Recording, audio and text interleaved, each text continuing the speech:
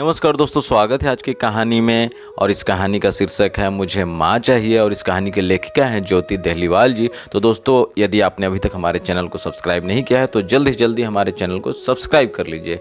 चलिए कहानी शुरू करते हैं।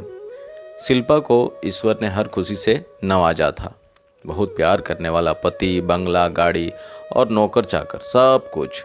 कमी थी तो सिर्फ एक बात की।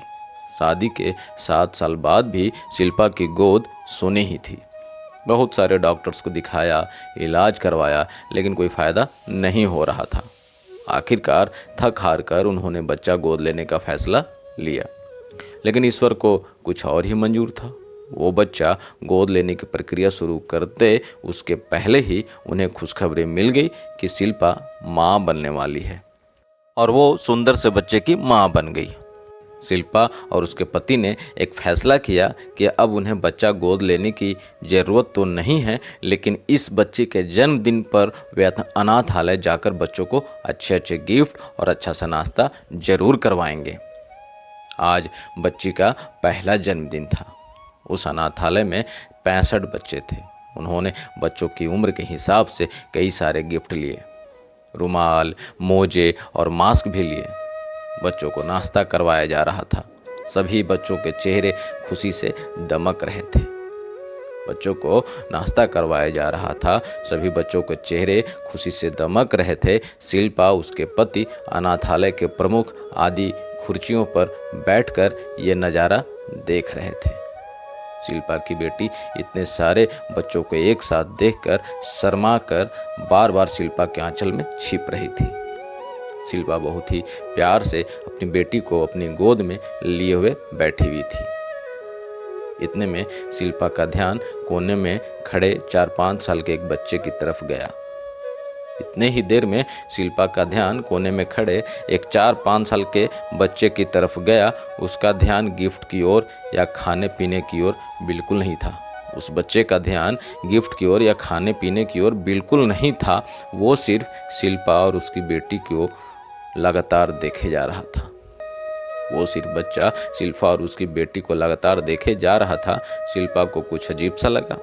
यह देख शिल्पा को कुछ अजीब सा लगा। उसने इशारे से उस बच्चे को अपने पास बुलाया। बेटा, क्या तुम्हें भूख लगी है? तुम नाश्ता क्यों नहीं कर रहे हो? बेटा, क्या तुम्हें भूख लगी है? तुम नाश्ता क्यों नहीं कर रहे हो? आंटी, क्या आप अपनी बेटी से बहुत प्यार करती हैं? हाँ, मैं अपनी बेटी से बहुत प्यार करती हूँ। लेकिन तुम ये क्यों पूछ रहे हो? क्या हर मम्मी अपने बच्चों से बहुत प्यार करती है? वो लड़का दोबारा शिल्पा से पूछता है, क्या हर मम्मी अपनों बच्चों से बहुत प्यार करती है? शिल्पा बोलती है, हाँ, हर मम्मी अपने बच्चों से बहुत प्यार करती है। तो फिर बच्चा बोलता है, यदि मेरी मम्मी होती तो क्या मेरी मम्मी भी मुझसे बहुत प्यार करती? शिल्पा बोलती है, हाँ, तुम्हारी मम्मी भी तुमसे बहुत ज़्यादा प्यार करती, बहुत प्यार करती तुमसे। फिर वो बच्चा बोलता है, आंटी, आपने सबके लिए बहुत सारे गिफ्ट और खाने का सामान लाया है। यदि मैं आपसे कुछ मांगूं तो क्या आप मुझे दोगी? शिल्पा बोलती है, बेटा, देने लायक होगा तो ज़रूर दूंगी। बोलो तुम्हें क्या चाहिए? इतने सारे गिफ्ट में से तुम्हें जो भी पसंद हो वो ले लो। तुम्हें और कुछ खाना हो तो मैं बुलवा देती हूँ, मंगा देती हूँ। बोलो तुम्हें क्या चाहिए? वो 2 मिनट में चुप रहा। वो बालक 2 मिनट चुप रहा, जैसे कुछ सोच रहा हो। शिल्पा ने फिर पूछा, बोलो तुम्हें क्या चाहिए? लड़का सोचकर बोलता, मुझे माँ चाहिए। उसके मुंह से यह सुनते ही वहाँ एक तरह का सन्नाटा छा गया। कोई भी कुछ जवाब देने की स्थिति में नहीं था। शिल्पा और उसके पति ने एक दूसरे की ओर देखा। शिल्पा ने पति को वहाँ से थोड़ी दूर आने को कहा। वहाँ जाकर दोनों विचार करने लगे।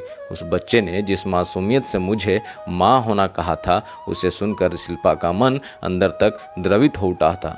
दोनों ने फैसला किया कि उस बच्चे को माँ दे ही देते हैं। शिल्पा ने उस बच्चे को गोद ले लिया। इस तरह का अनाथ बच्चे को एक माँ मिल गई। इस प्रकार एक अनाथ बच्चे को एक माँ मिल गई। तो दोस्तों, कहानी अच्छी लगी तो वीडियो को लाइक, शेयर और चैनल को सब्सक्राइब जरूर कर दीजिएगा। मिलते हैं एक नए वीडियो में एक नई कहानी के साथ। तब तक के लिए बहुत बहुत धन्यवाद आपका।